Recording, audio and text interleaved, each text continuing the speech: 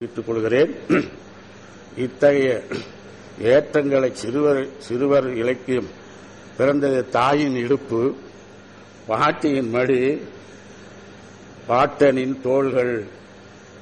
எங்க தாத்தா நிறைய சொல்லுகிறாரு. எனக்கு ரொம்ப வியப்பா இருக்குது. எங்க தாத்தா எனக்கு மதனகாமராஜன் கதை, விக்ரமாதித்தன் கதைன்னு எத்தனை வகையான கதை இருக்கும், வேதாளம் கதை, எல்லா கதையும் எங்க தாத்தா எனக்கு சொல்லி சொல்லிதான் என்ன வந்து சொல்லி சொல்லி இன்னைக்கு வளர்ந்துட்டான், அதனால வளர்த்துருக்கிறான்னு சொல்றேன். ஆனா உண்மையிலேயே அவர் சொன்ன கதைகள்ல எனக்கு இன்னும் பசுமையா ஞாபகம் இருக்குது. ஒன்னு சுருட்டு பிடிச்சி அவர் உடம்பு அழைச்சு போச்சே தவிர எனக்கு கதை சொல்றதுக்காக அவர் சுருட்டு பிடிச்சார். அந்த வகையில சிறுவலைக்கையும் தாயினுடைய இடுப்பு, தந்தையினுடைய கை, பாட்டனுடைய தோள், பாட்டினுடைய மடியிலேதான் இருக்கிறது. ஒரே பூ பூத்தது, ஒரு குடம் தண்ணி ஊத்தி ஒரே பூ பூத்தது. யார் எழுதுனது தெரியல. ஒரு குடம் தண்ணி ஊத்தி ஒரே பூ பூத்தது. இப்படி பாடி பாடி பொம்பளை பசங்க பாடிட்டு என் கையில கீழே போனது நினைப்பு இருக்குது. அவங்க கையில கீழே நான் போனது எனக்கு நினைப்பு இருக்குது. அந்த பாட்டு பாடுற போது எவ்வளவு அழகான பாட்டு பாருங்க. ஒரே குடம் தண்ணி ஊத்தி ஒரே பூ பூத்தது, நிலா நிலா ஓடிவா நிலாமல் ஓடிவா என்னும் பாடல்களை படைத்தது யார்? நீலவானமும் நிலவும் தந்த உணர்வால் கிளர்ச்சி பெற்ற நெஞ்சங்களின் அடையாளங்கள். கட்டை விரல் குள்ளனும். எங்க அம்மா என்ன சொல்லி, கட்டை விரல் தான் ஒருத்தன் போனான், அவனுக்கு கல்யாண ஆசை வந்துருச்சான். அவன் இங்கிருந்து போனான், ராஜராஜா எனக்கு ஒரு பொண்ணு வேணும்னு கேட்டான். இவனை கொண்டு போட்டு ஆத்திர போடுனானோ, அவனை போய் ஆத்திர போட்டானோ. அவன் என்ன பண்ணான், அந்த ஆத்து தண்ணி எல்லாம் என்ன பண்ணானோ அப்படியே மூக்கிலே குடிச்சானோ. அப்படி அங்கிருந்து கொடுக்கிட்டு போனா ஒரு புலி வந்துதான். சாப்பிட போறதுன்னு நினைச்சோம். என்னையா நீ சாப்பிட போன ஒரு முக திறந்து விட்டாலும் இந்த தண்ணி இல்லாம அந்த புலி முஞ்சி பூண்டுதான். அந்த புலி அப்படியே ஓடியே போயிடுச்சான். இப்படி எவ்வளவு அருமையான கதை நினைக்கிறீங்க. இதுல எவ்வளவு உணர்வு இருக்குது. இந்த மாதிரி கதைகளை எனக்கு நான் நிறைய கேட்டுக்கிறேன். இப்படி நான் கேட்டதுனால நான் நிறைய சிறுகதைகள் எழுதியிருக்கிறேன். இன்னும் கேட்டீங்கன்னா நான் சிறுகதை இதுல இது கூட யாரும் நம்ப மாட்டாங்க. சிறுகதையில தமிழ்நாடு அரசு பரிசு நான் பெற்றிருக்கேன். அது ஒரு அங்கீகாரத்தை சொல்லுவாரு. எவ்வளவு நான் சிறுகதை எழுதினாலும் ஒரு அங்கீகாரம். இதுக்கெல்லாம் யாரு சொன்னா, எங்க தாத்தா எனக்கு போட்ட விதை. எங்க தாத்தாவுக்கு படிக்கவே தெரியாது, பள்ளிக்கூடமே தெரியாது, எங்க அப்பாவுக்கும் தெரியாது. ஏன்னா சோறு போடுறதுக்கு நல்ல நிலம் இருந்தது, மழை வித்தே தின்னு தீர்த்தான்.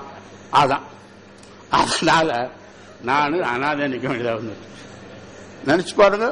ஆனா அது தப்புன்னு வளர்ந்த நன்மை எதுன்னு சொன்னா, என்ன ஒரு நல்ல படைப்பாளியா எங்க தாத்தா என்ன உருவாக்கிட்டு போயிருக்கிறாரு. நிலவும் தந்த உணர்வால் கிளர்ச்சி பெற்ற நெஞ்சங்களின் அடையாளங்களே. கட்டை விரல் குள்ளனுக்கு கல்யாண ஆசை வந்தது என பாட்டனார்கள் சிரித்து சொன்ன கதைகள் தாமே சிறுவர்களை சிந்திக்க வைத்தன.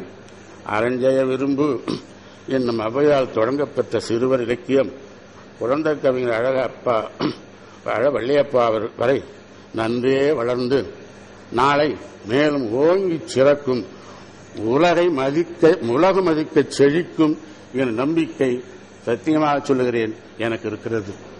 அது வீழ்த்தவே முடியாது. அது வளரும், மேலும் மேலும் வளரும்.